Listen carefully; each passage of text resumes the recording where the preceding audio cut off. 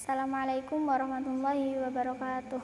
Alhamdulillahirabbil alamin wa bihi nasta'in wa ala umurid dunya waddin wassalatu wassalamu ala asrofil anbiya'i wal mursalin sayyidina wa maulana Muhammadin wa ala alihi wa sahbihi wa barik wa salim ajma'in.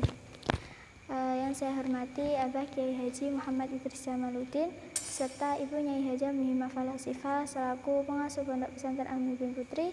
Yang saya hormati pengampu tafsir tematik Ustadz Ahmad Nidhomi. Yang saya hormati kedua orang tua saya yang selalu mendoakan saya dan mensupport saya, dan tak lupa teman-temanku yang berbahagia.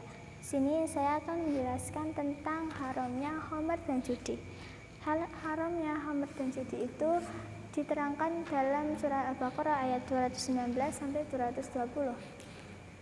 Makna globalnya bahwa haramnya khamr dan judi itu menimbulkan banyak dosa daripada kemanfaatannya. Jadi kemanfaatannya itu hanya sedikit. Kemudian kita juga dianjurkan untuk menginfakkan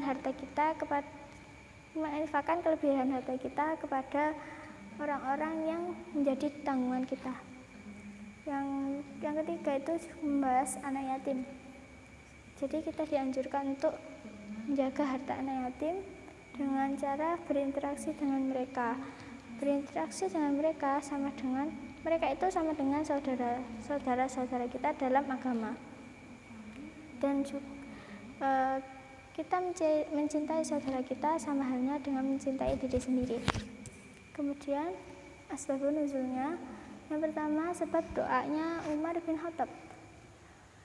Maka turunlah surat Al-Baqarah ayat 219, surat An-Nisa ayat 43, surat Al-Maidah ayat 91. Di sini menjelaskan tentang hukum khamr dan judi. Kemudian asbabun nuzul yang selanjutnya itu Ibnu Abbas itu berkisah. Maka turunlah surat Al-An'am ayat 152, surat An-Nisa ayat 10, dan surat Al-Baqarah ayat 210. Di sini menerangkan tentang kesulitan dalam mengatur harta anak yatim. Kemudian kandungan hukum yang pertama yaitu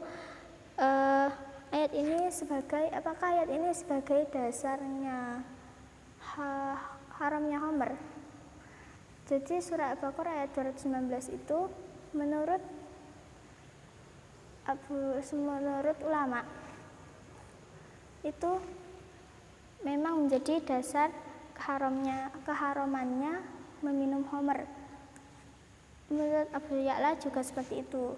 Menurut mayoritas ulama, ayat ini hanya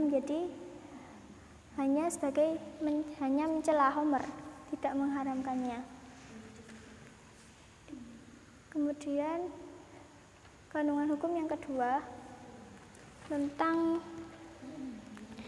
apa yang dimaksud dengan khamr. Khamr itu menurut Abu Hanifah, khamr itu adalah perasan anggur yang memabukkan. Minuman yang memabukkan yang terbuat dari perasan anggur. Kemudian menurut Kufah, An-Nahai, Ats-Tsauri, Ibnu Abu Layla itu tidak hanya perasan anggur, tapi juga perasan kurma dan gandum yang disebut nabid. Kemudian menurut Imam Malik, Syafi'i, dan Ahmad itu minuman yang khamr itu semua minuman yang memabukkan, tidak hanya dari perasan anggur, tapi juga perasan gandum, kurma, dan sebagainya. Kemudian alasan mayoritas ulama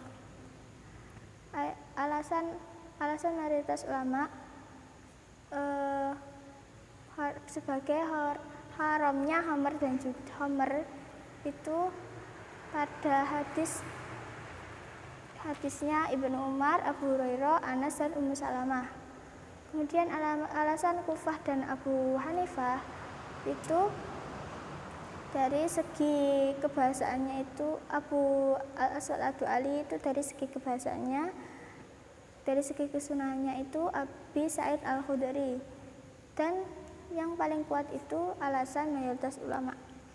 Kemudian surah Al-Baqarah ayat 219 menerangkan keharamannya judi. Judi yang tidak diperbolehkan yaitu dadu dan catur dan sebagainya. Ini dihukumi haram. Kemudian berhukum halal